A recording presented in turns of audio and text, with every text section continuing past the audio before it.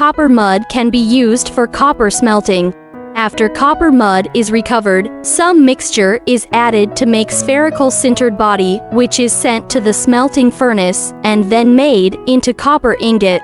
Copper clay ball press, with good wear resistance, is a new generation of products developed after fully understanding the development direction of the peer and collecting all the advantages of the same kind of ball press by fully using a variety of mature technologies.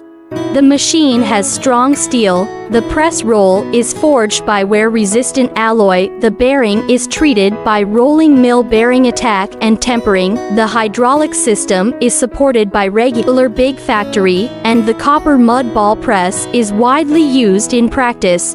Can produce all kinds of materials, powder ball forming block, as well as non-ferrous metal industry powder, auxiliary materials, especially suitable for high value added materials.